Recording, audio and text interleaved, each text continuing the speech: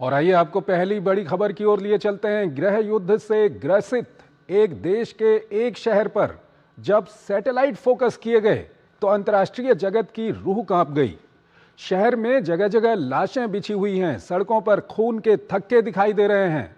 हम बात कर रहे हैं सूडान के अल्फाशर की। इसे हाल ही में सूडानी अर्धसैनिक बल आरएसएफ ने सूडानी सेना से अपने कब्जे में लिया है। इन दोनों की लड़ाई में पूरा सूडान जल रहा है। लाखों लोग मारे गए हैं, लाखों अकाल के प्रभाव में हैं। आइए आपको इससे जुड़ी हुई एक रिपोर्ट दिखाते हैं और फिर इस पर अपने विशेषज्ञ मेहमान के साथ चर्चा करेंगे।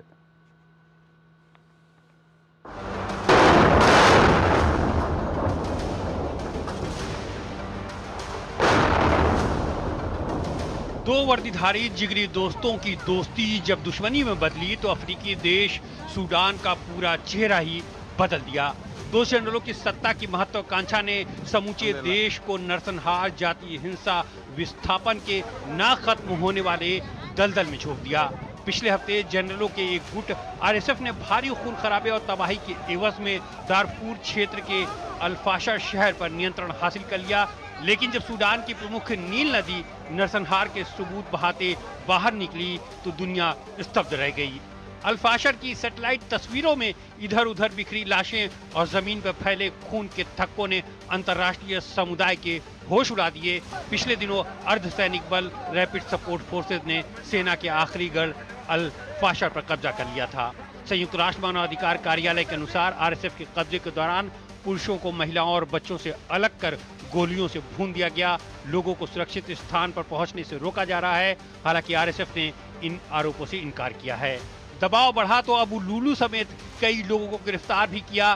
करीब 65,000 लोग शहर छोड़ चुके हैं, लेकिन दसियों हजार अब भी फंसे हुए हैं। भोजन, दवा और पानी सबकी भारी किल्लत है। अंतर्राष्ट्रीय न्यायालय ने भी युद्ध अपराध का संदेह जताया है। आईसीसी को सामूहिक हत्या, बलात्कार और अन्य अपराधों की रिपोर्ट प्राप्त हुई है। सोमवार को अंतर्राष्ट्रीय एजेंसी आईपीसी ने अल्फाशर और काडूगली में अकाल का पता चलने की जानकारी दी है। आईपीसी के मुताबिक दारफूर और कोर्डोफन में सितंबर से ही 3,75,000 लोग अकाल की स्थिति में रह रहे थे।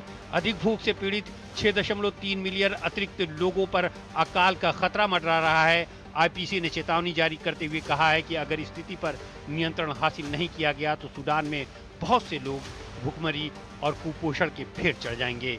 सूडान में गृह युद्ध लंबे समय से जारी राजनीतिक और नस्लीय तनाव का नतीजा है। इस युद्ध के दो किरदार हैं, सेना प्रमुख अब्देल फतेह अल बुरहान और अर्धसैनिक बल आरएसएफ के मुखिया मोहम्मद हमदान दगालो। 2019 में व्यापक प्रदर्शन के बाद पूर्व राष्ट्रपति उमर अल बशीर को सत्ता से बेदखल करने में इन दोनों की बड़ी भूमिका रही। सेना ने लोकतंत्र का वादा करते हुए नियंत्रण अपने हाथ में ले लिया। वक्त के साथ दोनों जनरलों के बीच तनाव बढ़ता गया। बुरहान आरएसएफ का सेना में विलय चाहते थे, लेकिन दगालो तैयार तो थे लेकिन समय मांग रहे थे। सेना प्रमुख को जल्दी थी। फिर अप्रैल 2023 में आरएसएफ ने अचानक राजधानी खार्तूम पर कब्जे की कोशिश की। तब से सूडान लगातार गृह युद्ध में चल रहा है। सेना को मिस्र, तुर्की और ईरान का समर्थन प्राप्त है, जिसका उत्तरीय क्षेत्र और लाल सागर तट के अधिकांश हिस्से पर कब्जा है। आईएसएफ को यूएई और लीबिया का समर्थन प्राप्त है। पश्चिमी और मध्य सूडान में लगभग पूरे दारफूर और कॉर्डोफन पर नियंत्रण हासिल है।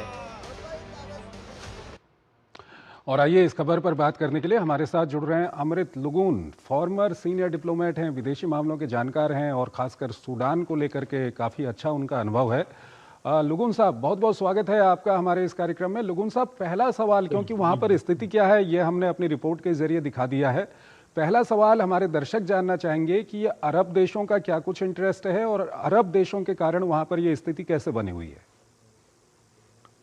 जी, जैसे कि आपके रिपोर्ट में भी हल्का सा जिक्र हुआ कि जो आरएसएफ है, जो कि पहले जंजावीद कहलाती थी, जब राष्ट्रपति बशीर जो बहुत समय तक रहे और उस समय से जो उनके रहते हुए ये जो जंग है, जो कि जंजावीद जो बाद में आरएसएफ बना, जो कि एक तरह से वो जो पशुपालन में लगे हुए रहते थे और जो बाकी लोग थे जो कि स्थायी रूप से दारफुर में बशिंदे थे, तो जनसंख्या बढ़त होने की वजह से उनके बीच में झड़प होता था, और जो स्थायी जनसंख्या लोग थे वो जो है कि बशीर के समय वो एक बार प्रदर्शन वगैरह किए, तो ये जंजवीद को उनके खिलाफ लगाया गया था। तो तब से जो है ये काफ़ी खूंखार चले हुए थे, और उसी समय आईसीसी ने इसी बल पर कि जेनोसाइड हुआ है करके जो उस समय के राष्ट्रपति, ये बहुत कम है कि जो राष्ट्रपति रहते हुए उनको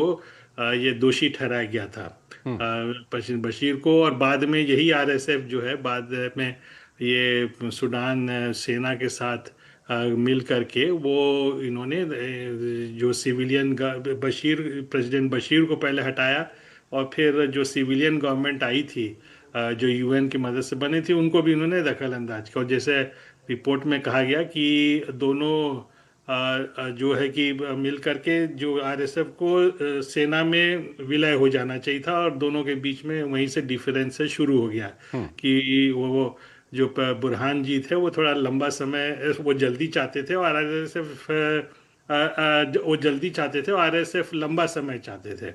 तो उसकी वजह हुई कि वो अपना कंट्रोल रखना चाहते थे। अब इसमें जैसे कि यूएई जो है, और जिनका कि लीबिया का नाम दिया गया क्योंकि दारफूर लीबिया से बॉर्डर भी करता है, और उधर लीबिया में भी कि क्या भी गृह युद्ध का असर यहाँ पड़ रहा है। जो पूर्वी लीबिया का जो क्षेत्र है जिसमें जनरल हफ्तार जो है कि पावरफुल है, और वहाँ भी उनको ये यूएई और इजिप्ट का समर्थन है।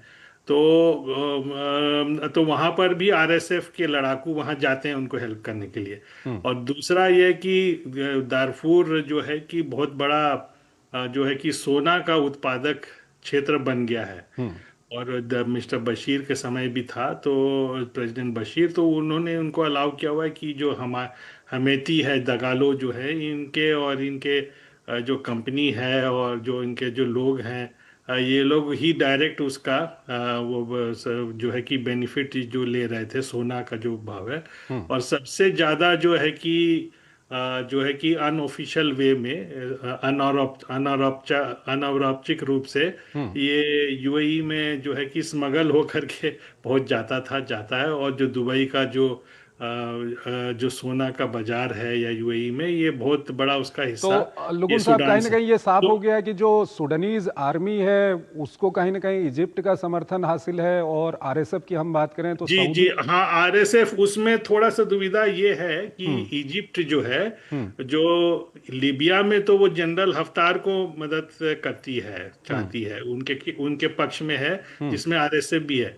लेकिन जब सूडान आता है तो हमें इस तरह से भी देखना होगा कि जो सूडान आर्मी है वो मुख्य तरह से जो नील नदी है उसके घाटी के लोग जो है कि वो सेना को डोमिनेट करते हैं। क्योंकि वक्त कम है, आपने बहुत अच्छे से बताया कि सूडानीज आर्मी जो है इजिप्ट कहीं ना कहीं उसका समर्थन करता है, यूएई और सऊदी जैसे जो देश हैं वो आरएसएफ का समर्थन करते हैं। अब सवाल यह है कि इस सबके बीच जो हालात बने हुए हैं इन हालातों को कैसे संभाला जाए, क्योंकि ये दुनिया का सबसे बड़ा ये वहां पर जो ह्यूमैनिटेरियन क्राइसिस है सबसे बड़ा क्राइसिस है, लेकिन अंतर्राष्ट्रीय समुदाय का ध्यान ज्यादा इस ओर जा नहीं रहा। हाँ, ये बहुत दुर्भाग्य की बात है कि जो अंतर्राष्ट्रीय जो अटेंशन है जो है कि वो ज़्यादातर यूक्रेन या तो गाजा में जा रहा है, लेकिन हो सकता है उससे बड़ा आपदा सूडान में आ रहा होगा। जिस तरह के बड़ा एरिया है और जितने बड़े तादाद में लाखों में जो भूखमरी का स्थिति है।